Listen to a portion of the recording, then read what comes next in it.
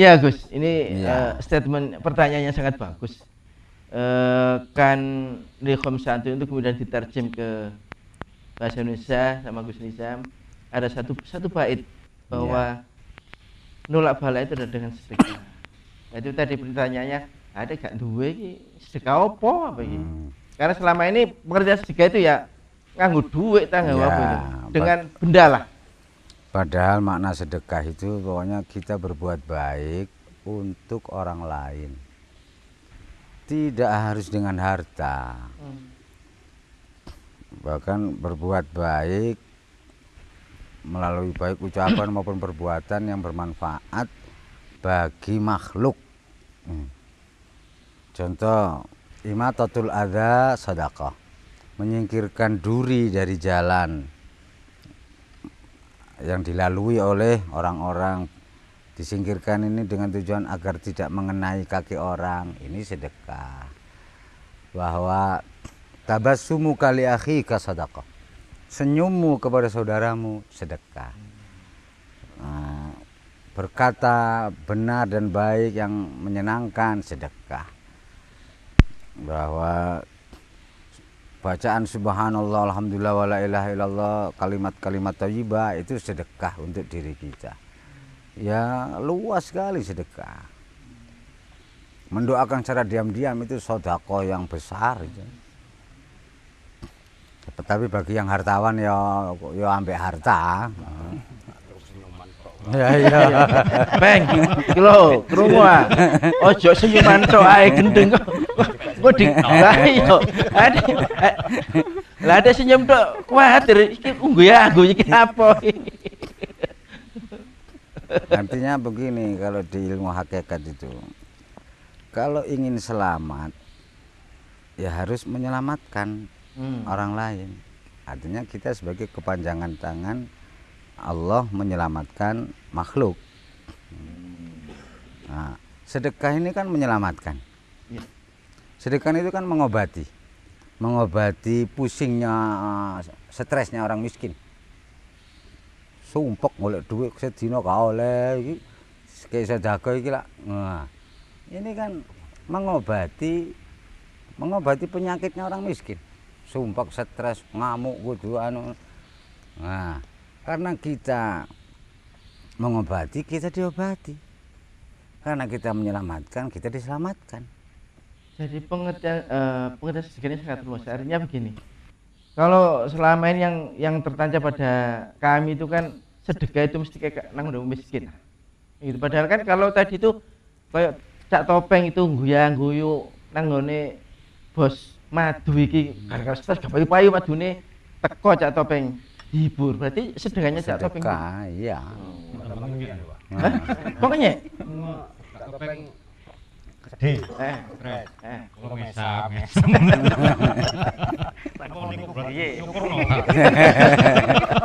Ngapono ya. Itu tergantung. yo anu ojo sudon ah. Itu ngandung dua hati. Deritaku. Yo ojo sudon ah. Berarti senyum harus orang yang tepat mungkin gitu, Pak.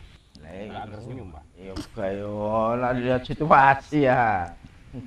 Semua takdir bisa dirubah dengan doa dan sedekah. Hakikatnya itu dua-duanya ini mendekat.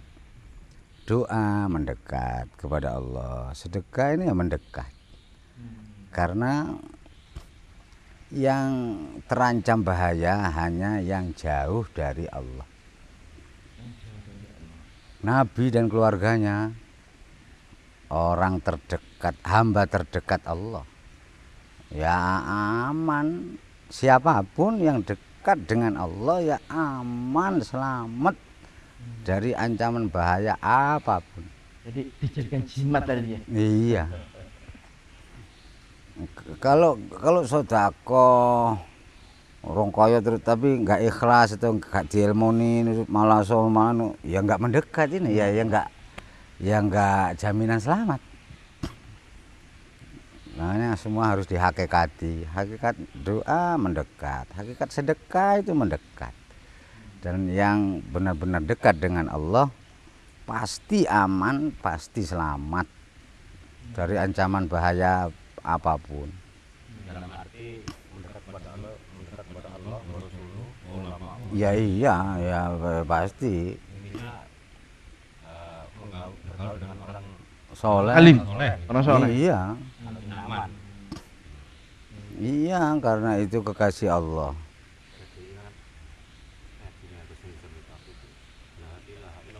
Aman-aman. Iya. Iya, iya, iya. Bentengilah dengan la ilaha illallah. Artinya bentengilah dengan jangan takut. Jangan takut. Berdoalah, mohon perlindungan Allah dengan ya banyak-banyak memperbarui iman, yaitu la ilaha illallah itu. La ilaha illallahu hisni. Faman dakhala hisni amina min iqabi. La ilaha illallah adalah bentengku yang kokoh. Ini hadis qudsi. Siapa yang masuk ke dalam bentengku amanlah dari siksaku.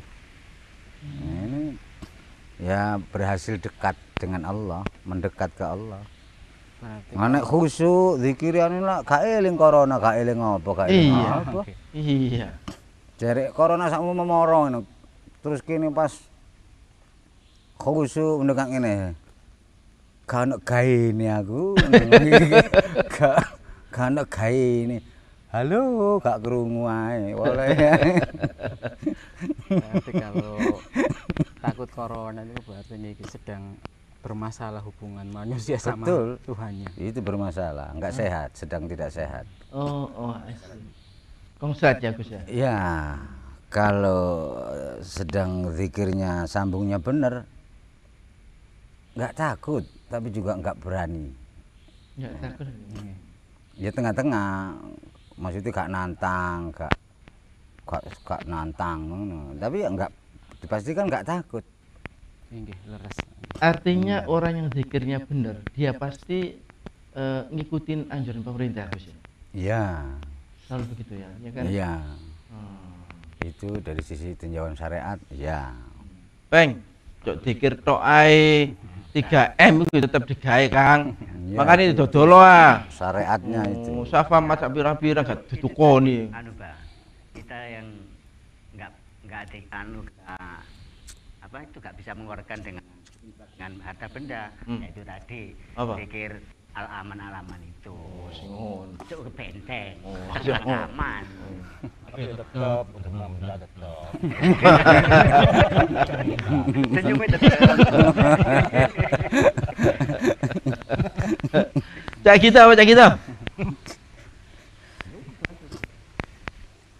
Leres seperti yang disampaikan Gus Nisam tadi, kalau menghadapi, menyikapi lah corona itu sebaiknya tidak takut, nggih, tidak melawan. Oh iya. Seperti pengalaman yang pernah saya lalui di awal Ya gimana ini? di awal tahun 2021 itu. Sekeluarga, satu rumah, bahkan saudara saya sebelah rumah juga itu positif COVID semua. Lah, alhamdulillahnya itu loh, saya tuh negatif. Alhamdulillah. Jadi yang saya rasakan saat itu nggih kayak nggak ada apa-apa. Istilahnya nggih buatan panik, nggih tidak menyepelekan, Iya. tapi disikapi biasa saja. Yang penting gimana saya harus solusinya. Jadi yang alhamdulillah keluarga saya juga semuanya sembuh dalam waktu 10 hari. Sembuh semua. Mandiri, isolasi mandiri di rumah. Isolasi mandiri di rumah. Saya yang isolasi di luar. Jadi sampean wiritan, wirangratan yo. Ya itulah kondisi barzakhi itu, tengah-tengah bener. Ya di kondisi itu kita ketemu dengan Allah. Kondisi itu kondisi kaum arif billah berada di kondisi tengah-tengah bonur antara ma bainal khaufi war roja, antara takut dan harap, antara harap-harap cemas. Ya menyikapinya memang harus begitu, nggak boleh takut tapi juga nggak boleh Nantang. nggak boleh berani yang menantang.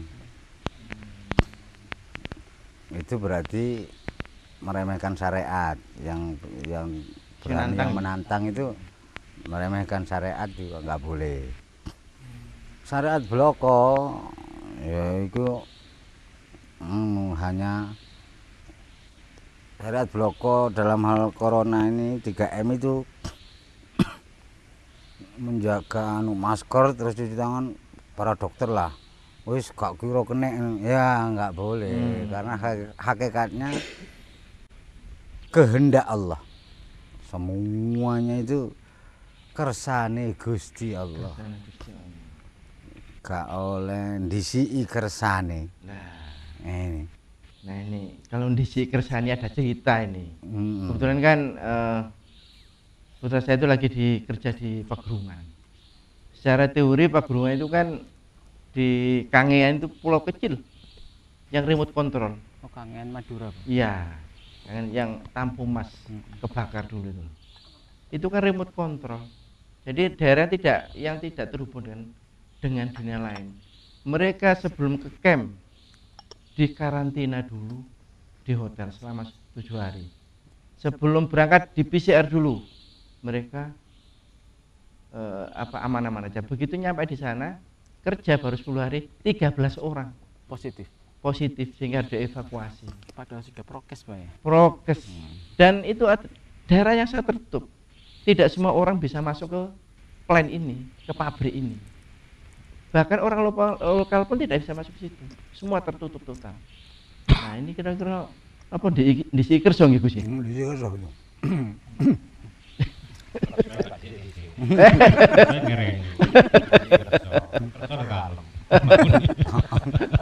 Ya namanya Gus, penjelasannya Gus. Kasus-kasus kalau Mas tadi kan ya sudah terserang, kalau ini enggak, prevention dulu itu. Ya, bukan kondisi di tengah-tengah benar itu. Terlalu yakin. Iya. Terlalu yakin enggak kena. Itu enggak boleh. Ngelawan ya. Tahu dari mana? Yakin itu bagus, tapi nggak boleh disi ikerso, nggak boleh nyalip. Kita ini makhluk, bukan kholik kita. Iya. Tersinggung Allah. Oh, tersinggung. Iya, Gusti Allah tersinggung. Nggih angel niki, mesti nggih gak oleh. Yakin nggih gak oleh. Loh, dalam hal apa? Iya. Pokoknya yang benar itu ya tengah-tengah benar, tengah-tengah. Sulit. Sulit.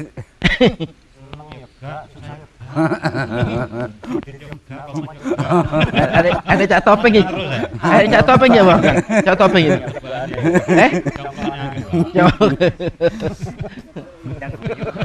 Gak kena dicongklok. Gak kena. Gak mempan. Salah alamat terus yo. Bang Gito, mau Bang Gito. Dia gak bisa. Iya. Silakan Pak Gito.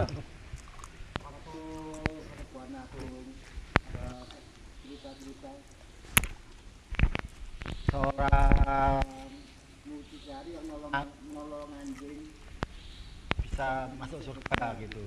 Yang kedua ada penulis ya, dia membiarkan lalatnya minum tintanya.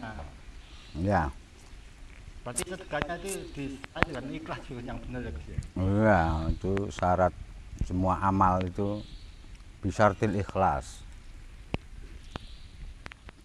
Ya itu semua contoh-contoh yang nyata, yang real, yang telah dijelaskan Nabi atau ulama-ulama kita, bahwa intinya kalau ingin ditolong Allah ya harus menolong hambanya, menolong makhluknya.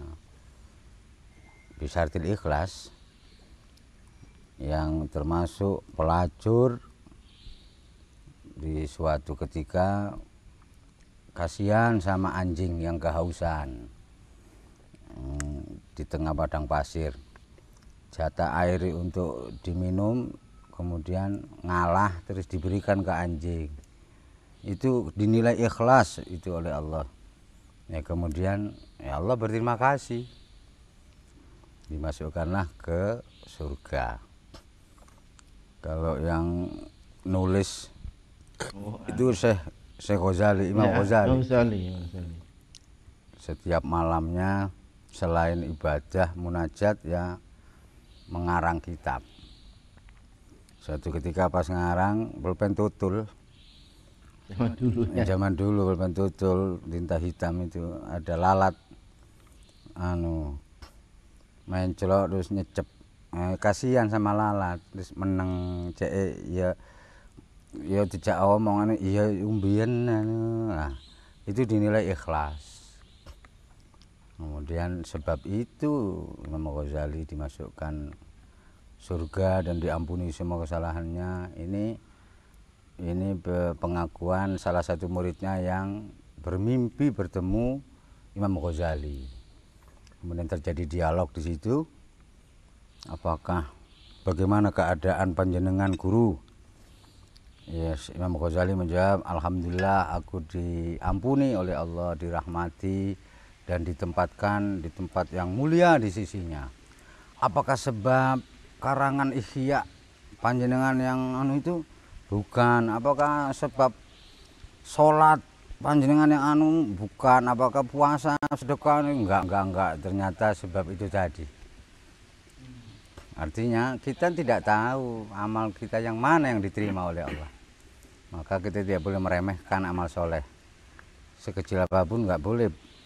Karena bisa jadi sebab itu diterimanya. Kita nggak pernah tahu kita. Bisa diartikan tidak bergantung pada amal baik. Betul ya. Ya tidak mengandalkan amal. Kalau bicara soal pengajar itu nggak bisa meniru sifat pengajar itu habis. Kok bisa, Pak? Dia itu selalu berdandan, dia yang juga itu yang melihat itu juga Nggak sempat. nggak menyakiti mata orang lain kan gitu. Terus? Berbicara yang enak supaya pelanggannya nggak anu gitu. Terus ending. Bicaranya. Terus endingnya apa? Gantung orang lain. Iya. Sodako. Sifatnya macam. Terus? Aku nggak loro. Kan ikhlas. Ya apa ikhlas kau narik pelanggan kok.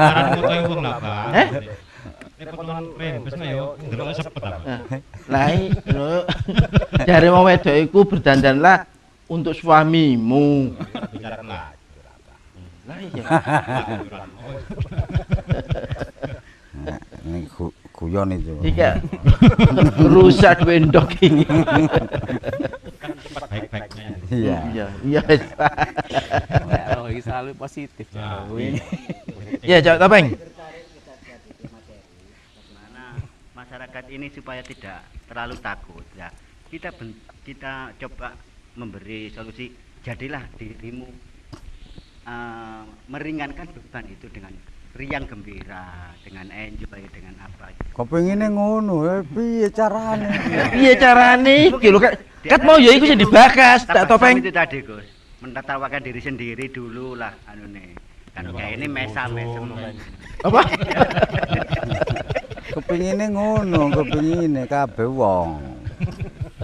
Ya kat mau sing dibakas ya iku Cak. Lah iya Mbak, mungkin anune bisa kanggo sumpek-sumpek ya wis gara-gara mesem wis menghibur diri anune. Kutone wangi ya. Hari kan ora wae nguyang yu dhewe perlu dipertanyakan. Ya memang mencari teman soleh itu intinya. Kalau belum punya syekhun najih, guru yang sukses, yang kita jadikan teladan, kita harus punya akhun soleh, saudara yang soleh, yang baik, yang pasti mengajak kita ke kebaikan, menyemangati hidup dan seterusnya lah. Tapi kalau nggak punya akhun soleh, ya itu ya opa tok. Kalau punya keduanya kuat, ya punya Syekhun Najih, punya imam, punya panutan, plus punya saudara soleh. Ya, itu keduanya itu solusi semua masalah itu. Ya, ya.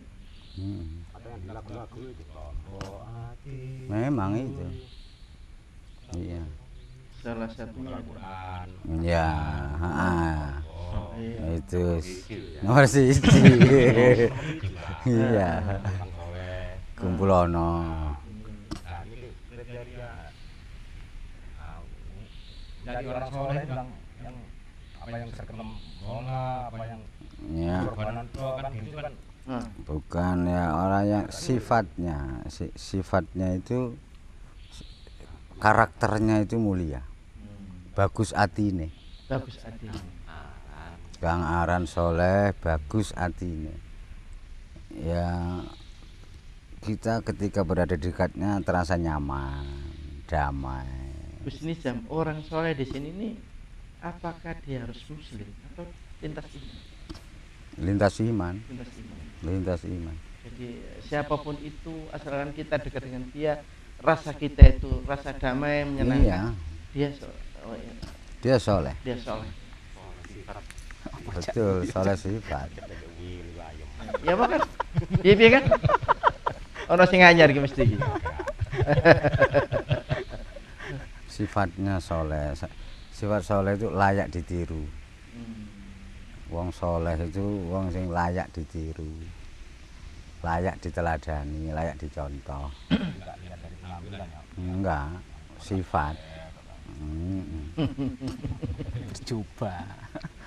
Kalau itu mudah, kulaan nang ngampel ae. karena apal itu cedek itu. Iya, itu karena apal. Baik Gus Nizam, terima kasih atas pencerahannya. Pemirsa, inilah bincang kami bersama Gus Nizam di acara Ngopi Bareng Gus Nizam, bahwa dalam menghadapi situasi lockdown seperti ini, satu, jangan panik, karena kepanikan akan menurunkan imunitas kita. Terima kasih. Wassalamualaikum warahmatullahi wabarakatuh.